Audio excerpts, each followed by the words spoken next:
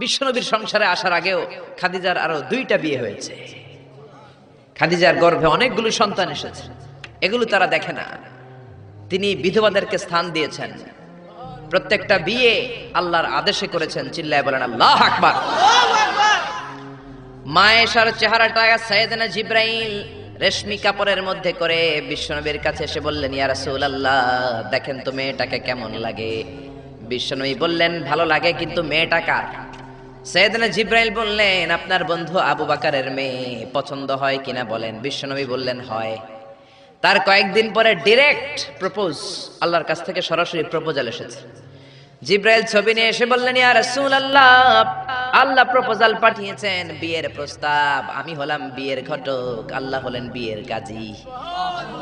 বিশ্বনবী বললেন, জিবরাইল রে, তুমি যদি বিয়ের ঘটক হও, আল্লাহ যদি হয় বিয়ের কাজী, আমি মুহাম্মদ রাজি। বিয়ে হয়ে গেল। এভাবে প্রত্যেকটা বিয়ে বিশ্বনবী সাল্লাল্লাহু আলাইহি ওয়াসাল্লাম আল্লাহ তাআলার অর্ডার পেয়ে করেছেন, নিজের মন গড়া করে নাই। ওই নবীর বিরুদ্ধে যারা কথা বলে, এগুলো মানুষ নয়, এগুলো অমানুষ। জোরে বলেন ঠিক কিনা? এগুলো জাহান্নামের নরকীট আর পিতৃ পরিচয়হীন জারদ সন্তান। জোরে বলেন ঠিক কিনা? এজন্য সরকারের উচিত আইন করে এই ব্লগারদেরকে বাইতুল মুকাররমের স্কয়ারের সামনে জুমার পরে ফাঁসিতে ঝুলিয়ে দেয়া। আমার নবীর বিরুদ্ধে যারা কথা বলবে, তাদের ঠাঁই বাংলার জমিনে হতে পারে না।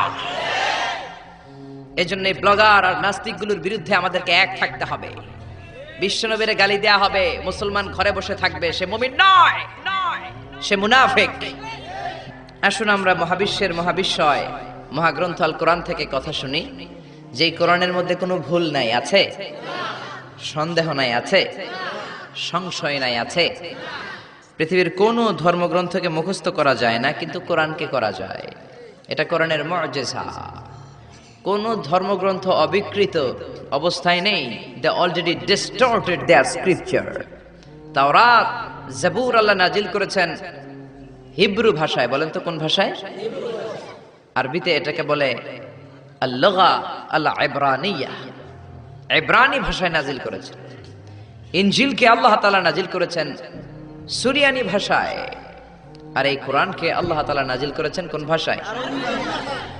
রব্বুল আলামিন বলেন, ইন্না আনজালনাহু কুরআনান আরাবিয়্যান লাআল্লাকুম তাআকিলুন। ও নবী, এই কোরআনকে আমি সুরিয়ানি ভাষায় পাঠাই নাই, ইব্রানি ভাষায় পাঠাই নাই, চাইনিজ ভাষায় পাঠাই নাই, ইংলিশ ভাষায় পাঠাই নাই। কোরআনকে আল্লাহ কোন ভাষায় পাঠালেন? এজন্য আরবি শিখতে রাজি আছেন তো? ছেলে মেয়েদেরকে কোরআনের ভাষা শিখাবেন। কোরআনের ভাষা আরবি ভাষা। কোরআনের ভাষা শিখলে ফ্যামিলিটারে বরকতময় করে দিবে কে? আল্লাহ। আবার এই কোরআনটাকে রব্বুল আলামিন বিশ্ব নবীর জীবনে সবচাইতে দামি মুআজিজা করে পাঠালেন। মুআজিজা মানে হচ্ছে মিরাকেল। মিরাকেল মানে হচ্ছে অলৌকিক বিষয়। সব নবীকে আল্লাহ মিরাকেল দেন। নবী তার এলাকার লোকদেরকে এই মিরাকেল দেখান। এই মিরাকেল দেখিয়ে দেখিয়ে নবী তাদেরকে ঈমানদার বানান। সব নবীকে মিরাকেল দেয় কে? মিরাকেল। আবার মিরাকেল আক্কেল একটা কি যেন আছে, ওইটা না, অলৌকিক বিষয় যেটা নবী দেখান এলাকার মধ্যে। বিশ্ব নবীকে আল্লাহ এরকম অনেক মিরাকেলস দিয়েছেন, অলৌকিক বিষয় দিয়েছেন। বিশ্ব নবী আঙ্গুল দিয়ে চাঁদের মধ্যে ইশারা করেছেন, চাঁদ ভেঙে 2 ভাগ হয়েছে। কোন ঠিক কিনা? এটা অলৌকিক বিষয় না? আপনি আমি পারবো? পৃথিবীর কোন আল্লাহর ওলি পারবে? কিন্তু বিশ্বনবী পেরেছেন। চিল্লায় বলেন ঠিক কিনা? আমরা এই কোরআন নিয়ে মরতে চাই। কোরআনের পথে যেন আমরা থাকতে পারি, আল্লাহ যেন কবুল করে আমরা পড়ি আমিন। আসুন সেই কোরআন থেকে আমরা কথা শুনি, সরাসরি কোরআন থেকে তাফসীর শুনি। রাজি আছেন তো? কষ্ট হচ্ছে না তো? মন খারাপ করে দিলাম না তো? এই মুফাসসিরে কোরআনের কথা শুনলে সবার মন খারাপ হয়ে যায়। একজন মানুষের কত জনপ্রিয়তা। আমি আজকে 50 বছর কোরআনের তাফসীর করেছি সারা বাংলাদেশে, সারা পৃথিবীতে। আমাকে বানানো হয়েছে যুদ্ধ অপরাধী, আমাকে বানানো হয়েছে চোর, ডাকাত, হত্যাকারী, ধর্ষণকারী। আমি আল্লাহর নামে কসম করে বলছি, আল্লাহ তোমার ইজ্জতের কসম, তোমার সম্মানের কসম, 1971 সনের 1 ফোঁটা পানি বা কাদা আমার গায়ে লাগে নাই, লাগে নাই, লাগে নাই। কিন্তু আপনারা তো ওনার কথা শুনে চোখের পানি ছেড়ে দিলেন। আমি কি আপনার জন্য 2 রাকাত নফল নামাজ পড়ে দোয়া করব? নেভার। আমি জাস্ট একটা দোয়া পড়ে ফু দিয়ে দিব, কিন্তু আপনারা তার জন্য নফল নামাজ পড়েও দোয়া করেছেন। আমি কি আপনার জন্য দুইটা রোজা রেখে দোয়া করব? আপনারা তো তার জন্য রোজা রেখেও দোয়া করেছেন। এদেশের মানুষ দেহের তাজা রক্ত বিলিয়ে দিতেও কোরআনের জন্য কুণ্ঠাবোধ করে না, চিল্লায় বলেন ঠিক কিনা? এজন্য জীবনের সব অঙ্গনে সেই কোরআনের আইনগুলো মানার দরকার আছে না নাই? আল্লাহ আমাদেরকে to the right sense of direction, সঠিক পথে চলার তৌফিক দান করুক, উত্তম ফয়সালার দিকে যাওয়ার তৌফিক দান করুক। আমরা পড়ি আমিন। কোরআনের সবচেয়ে যে দামি আয়াত, ওই আয়াতটার তাফসীর আজকে করব। বিশ্বনবীকে জিজ্ঞেস করা হলো, আইয়ু আয়াতিন আযামু মিন কিতাবিল্লাহি ইনদাকা নবী, কোরআনের কোন আয়াতটা সবচাইতে বেশি দামি আপনি মনে করেন? বিশ্বনবী বললেন, আযামু আয়াতিন মিন কিতাবিল্লাহি আয়াতুল কুরসি। আল্লাহর কোরআনের মধ্যে 6666 আয়াত, কারো বর্ণনা মতে 6636 আয়াত, আরেক বর্ণনা মতে আরেকটা রিওয়ায়াত পাওয়া যায়। এই যতগুলো আয়াত কোরআনের মধ্যে আছে, সবচাইতে দামি আয়াতের নাম আয়াতুল কুরসি, ঠিক কি না? এতগুলো আয়াত থাকতে এটার দাম এত বাড়লো কেন? এটার এত মর্যাদাপূর্ণ আয়াত কেন? 5টা কারণে এই আয়াতের দাম বেশি। জোরে বলেন কয়টা? 1 নম্বরে আয়াতের মধ্যে রব্বুল আলামিন নিজের পরিচয় দিয়েছেন। একটা মাত্র আয়াত, কিন্তু এত সুন্দর করে চমৎকার করে রব্বুল আলামিন নিজের পরিচয়টা একটা আয়াতে দিয়েছেন। গোটা কোরআন তন্ন তন্ন করে তালাশ করলে আর কোন জায়গায় এত সুন্দর পরিচয় আল্লাহর পাওয়া যায় না। কোন সুবহানাল্লাহ। এজন্য এই আয়াতটার দাম এত বেশি। আবার এই আয়াতের মধ্যে রব্বুল আলামিন তাওহীদের কথা বলেছেন। কিসের কথা? তাওহীদেরই মুর্শিদ আমার মুহাম্মাদের নাম বলো, মুহাম্মাদের নাম। আল্লাহর নাম জপলে বুঝতে পারি আল্লাহরই কালাম বলো, মুহাম্মাদের নাম। আল্লাহু আকবার। আল্লাহ তার একত্ববাদের ঘোষণা দিলেন, তিনি যে এক এবং একক। এই ঘোষণাটা আয়াতের মধ্যে আছে, এই জন্য আয়াতের মর্যাদা বাড়িয়ে দিয়েছে কে? আল্লাহ। আবার এই আয়াতের মধ্যে আল্লাহর 4টা সিফাতি নাম আছে। জোরে বলেন কয়টা? 1 নম্বরে আল হাইয়্যু, 2 নম্বরে আল কাইয়্যুম, 3 নম্বরে আল আলী, 4 নম্বরে আল আযীম। এই 4টা আল্লাহর সিফাতি নাম এই আয়াতের মধ্যে থাকার কারণে আয়াতের মর্যাদা বাড়িয়ে দিয়েছে কে? আল্লাহ। আবার এই একটা আয়াতে রব্বুল আলামিন তিনি যে কত ক্ষমতাবান, তার কুদরত যে কত বড়, তার জ্ঞানের সীমানা যে কত বড়, এগুলোর বর্ণনা দিয়েছেন। আবার এই আয়াতের মধ্যে আল্লাহ কুরসির বর্ণনা দিয়েছেন। কুরসি হচ্ছে পৃথিবীতে, মহাবিশ্বে আল্লাহ যে 4টা জিনিস সর্বপ্রথম তৈরি করেছে, আরশ, কুরসি, লৌহ, কলম, এই 4টা জিনিসকে মহাবিশ্বে আল্লাহ সর্বপ্রথম তৈরি করেছেন। এই কুরসির কথাও এই আয়াতের মধ্যে আছে না নাই? এই কুরসি শব্দটা থেকেই আয়াতের নামকরণ করা হয়েছে আয়াতুল কুরসি। এরপরে বিশ্বনবী আপনাদেরকে বললেন, মান কারা আয়াতুল কুরসি দুবুরা কুল্লি সালাতিন মাকতুবাতিন লাম ইয়ামনাহু মিন দুখুলিল জান্নাতি ইল্লাল মাউত। কেউ যদি প্রত্যেক ফরজ নামাজের পরে একবার করে আয়াতুল কুরসি পড়ে, সে জান্নাতে ঢোকার ক্ষেত্রে কোনো বাধা নাই, একটাই বাধা, তার মরণ। লোকটা মরে না, তাই জান্নাতে যায় না, মরলেই জান্নাতি। আল্লাহু আকবার। আমি ফেরাউনের দেশের মানুষ মিয়া, এই তথ্য আমার কাছ থেকে শুনেন। আমি ফেরাউনের দেশে ছিলাম 5 বছর। নীল নদের পানি খেয়েছি আমি 5 বছর। সরাসরি নীল নদ থেকে নিয়ে খাই নাই। আবার মিশরের সরকার রিফাইনিং করে, পরিশোধন করে, পাইপলাইনের মাধ্যমে গোটা মিশরে ছড়িয়ে দিয়েছে। নীল নদ লম্বায় সবচেয়ে বড়, আড়াআড়িতে বড় নয়। আপনি ভালো সাঁতার জানলে আড়াআড়ি পাশের দিক থেকে আপনি নীল নদকে ক্রস করে ওদিকে চলে যেতে পারবেন। কিন্তু লম্বা এটা 6695 কিলোমিটার লম্বা, পৃথিবীর সবচেয়ে বড় নদ। এটা জান্নাতের নদ। বিশ্বনবী যখন মেরাজে গেলেন, 2টা নদী সিদরাতুল মুনতাহা থেকে জান্নাতে চলে যায়, আর 2টা নদী জান্নাত থেকে পৃথিবীর দিকে নামে। বিশ্বনবী ডেকে বললেন, জিব্রাইল, যেই 2টা নদী জান্নাত থেকে দুনিয়ায় নামে, এই নদীটার নাম কি? বিশ্বনবী বললেন, একটা ইরাকের ফোরাত নদী, আর একটা হলো আপনার ভাই মুসার দেশ মিশরের নীল নদী। কোন সুবহানাল্লাহ। ফেরাউন বলল, আমি জীবনে মুসারে আসতে দিব না পৃথিবীতে। আল্লাহ বললেন, তোর ঘরে আমি মুসারে বড় করে ছাড়বো। কোন ঠিক কিনা? মুসার মা মুসা আলাইহিস সালামকে সিন্ধুকে করে এই নীল নদে ভাসিয়ে দিয়েছেন। ফেরাউন এই নীল নদে মরে নাই, সে মরেছে লোহিত সাগরে মরে। বিশাল লোহিত সাগরে রাস্তা হয়ে গেল। সাইয়েদনা মুসা আলাইহিস সালাম আল্লাহর শুকরিয়া করে বনি ইসরাইলের মুমিন বান্দাদেরকে নিয়ে, তার কর্মীদেরকে নিয়ে, তার অনুসারীদেরকে নিয়ে, তার সদস্যদেরকে নিয়ে রওনা হলেন। দৌড়াতে দৌড়াতে লোহিত সাগরের এই মাথা থেকে ওই মাথা চলে গেলেন। ফেরাউন ইন দ্য মিন টাইমে চলে এসেছে তার বাহিনী নিয়ে। এসে দেখে মাশাআল্লাহ এত সুন্দর রাস্তা, বিশাল ব্রিজ, চমৎকার শক্ত ব্রিজ, বাঁশ টাস দেওয়া হয় নাই, যে ব্রিজের ভিতরে দেওয়া হয়েছে শক্ত রড। এই ব্রিজ দেখে তো মহা খুশি, মনে হয় যেন ওর বাবার টাকায় ব্রিজ বানানো হয়েছে। সে অর্ডার করলো, march on the bridge, march on my soldiers on the bridge and try to reach Musas. আমার এই সামনের ব্রিজটা পার হয়ে যাও, মুসাকে খপ করে ধরে নাও, আল্লাহকে দ্বারা ধরাইতেছি আমি। ফেরাউনের অর্ডার শুনে সেনাবাহিনীরা লেফট রাইট করে মার্চ করতে শুরু করলো। যেতে যেতে যেতে যেতে ব্রিজের এই মাথা থেকে ফেরাউন সহ সৈনিকেরা যেতে যেতে ব্রিজের মাঝ বরাবর যখন চলে এসেছে, আল্লাহ মুসারে ডেকে বললেন, ও মুসা, অ্যাকশন নেবার মনে চায় কিনা? মুসা নেই বললেন, মনে চায়। অনেক জ্বালাইছে বেয়াদবটা আমারে, ঘুমাইতে দেয় নাই, খাইতে দেয় নাই, খালি হামলা চালায়।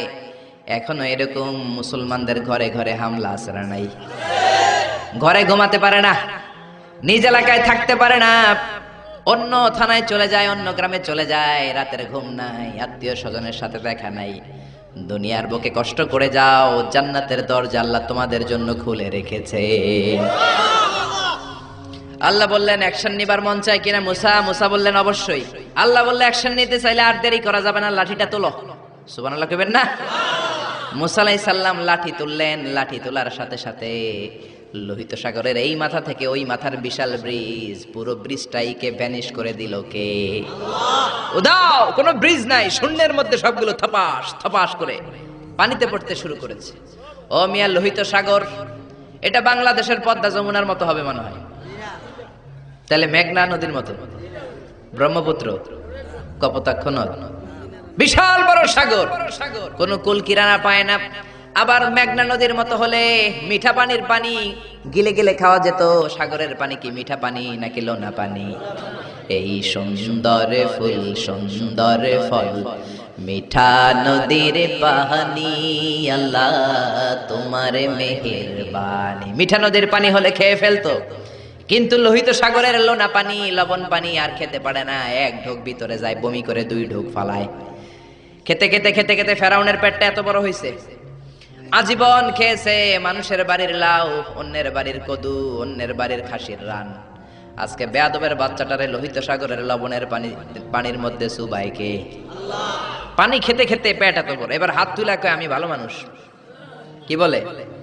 আমি ভালো মানুষ, আমি ঈমান আনলাম। বনি ইসরাইলের লোকেরা যার প্রতি ঈমান এনেছে, মুসার রব, হারুনের রব, ওই আল্লাহর ছাড়া আমি কাউরে মানি না। কত ভালো মানুষ দেখছেন? আল্লাহ বললেন, no, the time is up, the time is up, I never accept your ঈমান now, এখন তোর ঈমান আমি কবুল করব না। জিব্রাইল রে বললেন, ওর মাথাটা একটু ঠাইসা ধর, আর একটু জুবা দিয়া, আর একটু লোনা পানি খাওয়া। জিব্রাইল কিছুই করলেন না, ওইটা তো এমনি শুধু ভাসতেছে। মাথাটা একটু ঠেসে ধরলেন, আর কয়েক ঢোক পেটের ভিতরে ঢুকায় দিল কে? আল্লাহ বললেন, ফালইয়াউমা নুনাজ্জিকা বিবাদানিকা লিতাকুনা লিমান খালফাকা আয়া। ও ফেরাউন, তুই মরে গেলি, কিন্তু তোর লাশকে আমি মারবো না। তোর লাশটা গলবে না, পচবে না, কোনো কীট পতঙ্গ তোরে খাবে না, কোনো তিমি মাছ তোর দেহের মধ্যে তার জিহ্বা লাগাবে না। কিয়ামত পর্যন্ত তোর চাচাতো ভাই, খালাতো ভাইদের জন্য তোর দেহটারে আমি শুটকি বানিয়ে রাখলাম। আজও ফেরাউনের লাশটা রয়ে গিয়েছে। আমি নিজ চোখে ফেরাউনের লাশ দেখেছি। মিশরের রাজধানী কায়রোর তাহরির স্কয়ারে তাদের যে মিউজিয়াম, ন্যাশনাল মিউজিয়ামের রয়্যাল মমিস চেম্বারে, আমরা তো আজহারের ছাত্র, ফ্রিতে ঢুকতাম, ফ্রি ঢুকছি, ফ্রি লাশ দেখেছি। পুরো দেহটাকে ব্যান্ডেজ করে রাখা হয়েছে। ফেরাউনের চারদিক দিয়ে আমি ঘুরলাম, এমনি রয়েছে, এমনি। আমি কই, ফেরাউন চাচা কেমন আছো? কোনো কথা নাই। আমি বললাম, আমাদের লিডার মুসারে তুমি কম জ্বালাও নাই, গ্লাসের মধ্যে তুমি আটকানো। যদি তুমি গ্লাসের ভিতরে না থাকতা, তোমার ঠ্যাং হাত একটাও থাকতো না। এখন ঠিক কিনা? ফেরাউনরে যদি আপনারা পাইতেন এই কসবা এলাকায়, ব্রাহ্মণবাড়িয়ায়, কি করতেন? আমনাগো যাওয়া লাগবে না, আমগো কোনো মাহফিলের মহিলা প্যান্ডেলের পাশ দিয়ে যাইতে পারলেই হইব। বেডিরা ধইরা একেবারে সাইজ করে দিবে। জোরে বলেন ঠিক কিনা? গোটা বিশ্বের মানুষের ঘৃণা, লানত তার উপর। ওই ফেরাউনের মতো এখনো যারা আছে তারা চলে গেল, তাদের প্রতি এরকম ঘৃণা থাকবে। চিল্লায় বলেন ঠিক কি না? ফেরাউন চলে গিয়েছে, নমরুদ চলে গিয়েছে, কিন্তু ফেরাউনের চেলারা আছে না নাই? নমরুদের চেলারা আছে না নাই? যুগে যুগে ফেরাউন থাকবে, নমরুদ থাকবে, আর তাদের বিরুদ্ধে আপনাদেরকে মুসা আর ইব্রাহিমের ভূমিকা পালন করতে হবে। চিল্লায় বলেন ঠিক কি না? এই পৃথিবীটা থাকার জায়গা নয়। ফেরাউন তার জলজ্যান্ত প্রমাণ। অনেকক্ষণ আমি তাকিয়ে রইলাম জাহান্নামের এই নরকিটটার দিকে। শুটকি মানুষ, একটা মানুষ মরে যাওয়ার পরে মাছ যেমনি আমরা শুটকি বানাই, ফেরাউনকে কিয়ামত পর্যন্ত শুটকির মতো বানিয়ে দিয়েছে কে? পৃথিবীতে কেউ তো স্থায়ী হয় না, হোক না সে ফেরাউন কি বানামরুদ। কেউ হবে চিরদিন রয় না, কেউ হবে চিরকাল রয় না। জোরে বলেন ঠিক কি না? এজন্য আল্লাহ বললেন, গোলাম আমারে চিনে নাও।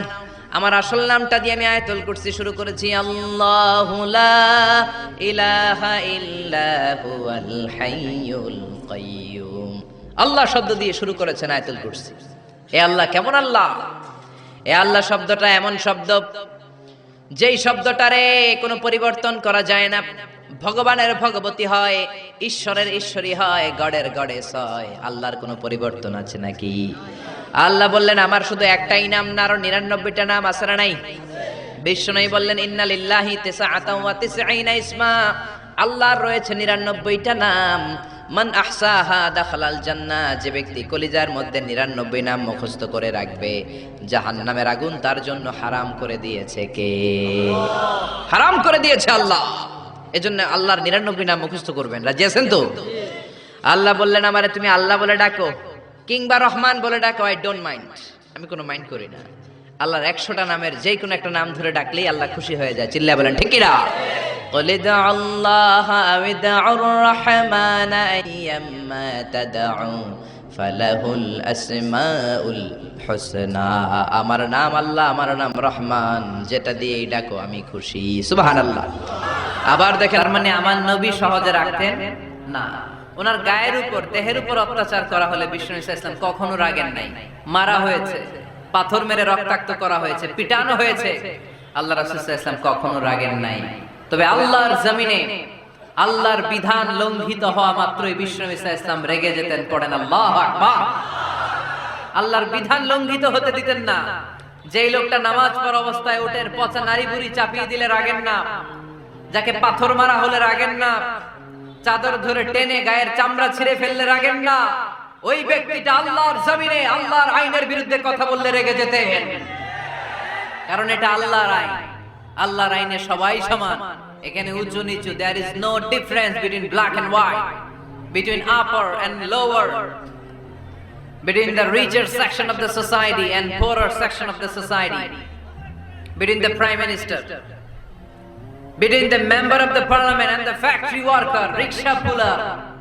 Everyone is totally equal, 100% equal in the eyes of Quran and Islam. চিল্লায় বলেন ঠিক কি না?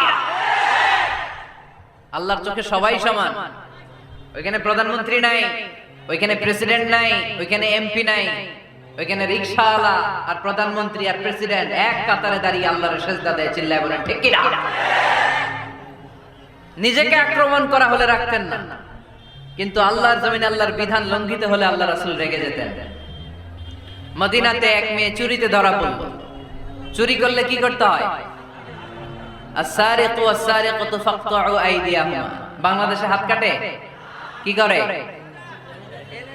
জেলে দেয়। আর কি করে?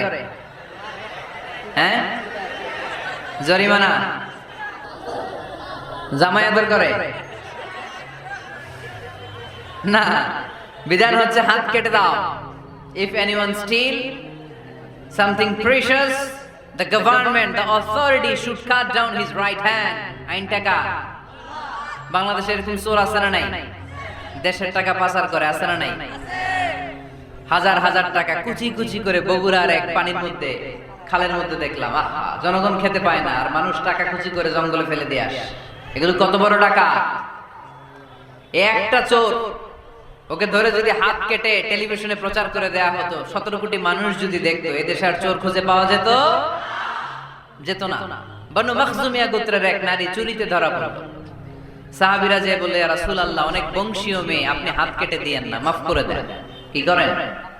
আল্লাহ রাসূল সাল্লাল্লাহু আলাইহি ওয়াসাল্লামের চেহারাটা আগুনের গোলার মতো লাল হয়ে গেল, রেগে গেলেন। আল্লাহ রাসূল বললেন, এত বড় সাহস পেলে কোত্থেকে? এটা আল্লাহর আইন, চিল্লায় বলো কার আইন? জানেন এই ফর্মুলা আপনারা? এজন্য রাগ, ক্ষোভ, হিংসা কখনো অন্তরে পুষে রাখতে নাই। মা যাদাল্লাহু আবদান বিআফওয়িন ইল্লা ইহসান। কোন বান্দা যদি তার অন্য কোন ভাইকে ক্ষমা করে দেয়, আল্লাহ তাআলা ওই ক্ষমাকারীর সম্মান আর মর্যাদাকে বাড়িয়ে দেয়। আল্লাহ তাআলা নিজে ক্ষমাশীল, তিনি ক্ষমা করাকে পছন্দ করেন, তাই আমাদের বেশি বেশি ক্ষমা করা দরকার। এজন্য এখন কেউ যদি আপনার সাথে খারাপ আচরণ করে, আপনার উপর জুলুম করে, অন্যায় করে, কি করবেন? মাফ করে দিবেন। মাফ করতে রাজি আছেন তো? আচ্ছা, সবাই বুঝে শুনে উত্তর দেন। আল্লাহ পাক আমাদের সব গুনাহগুলো ক্ষমা করে দেখ, আমরা চাই কি চাই না? আল্লাহ আমাদেরকে মাফ করুক, আমরা চাই কি চাই না? দেখেন, আমরা কিন্তু ঠিকই আল্লাহর কাছে ক্ষমা চাই, কিন্তু আমরা নিজেরা নিজেদেরকে ক্ষমা করতে পারি না। নিজেরা নিজেদেরকে ক্ষমা করি না। সে আমার সাথে খারাপ আচরণ করছে, আমি ক্ষমা করতে পারি না। ও আমারে গালি দিছিল, আমি ক্ষমা করি না, কিন্তু আমি কিন্তু ঠিকই আল্লাহর কাছে ক্ষমা চাই। মনে রাখবেন কিশোরগঞ্জের ভাইয়েরা, আল্লাহর কাছ থেকে ক্ষমা পেতে হলে আগে ক্ষমা করতে হবে। ঠিক কিনা বলেন? আল্লাহর কাছ থেকে ক্ষমা পেতে হলে আগে কি করতে হবে? ক্ষমা করে দিতে হবে। ইন্নাল্লাহা আল্লাহুম্মা ইন্নাকা আফুন তুহিব্বুল আফওয়া ফাআফু আন্নি। হে আল্লাহ, আপনি ক্ষমাশীল, আপনি ক্ষমা করাকে পছন্দ করেন। আল্লাহ, আপনি আমাকে ক্ষমা করে দেন। কদরের রাতে আমরা এই দোয়া করি না যে আল্লাহ আপনি ক্ষমাশীল, আল্লাহ আপনি ক্ষমা করাকে পছন্দ করেন, আল্লাহ আপনি আমাকে ক্ষমা করে দেন। আল্লাহর কাছে আমরা ক্ষমা চাই, কিন্তু আমরা নিজেরা নিজেদেরকে ক্ষমা করতে পারি না। আপনি যদি মুত্তাকি হতে চান, আগে মানুষকে ক্ষমা করতে হবে। রাজি আছেন তো? আল্লাহ রাসূল সাল্লাল্লাহু আলাইহি ওয়াসাল্লাম যে কোনো পরিস্থিতিতে, যে কোনো অত্যাচারের বিপরীতে তিনি ক্ষমা করে দিতেন। সুবহানাল্লাহ পড়েন।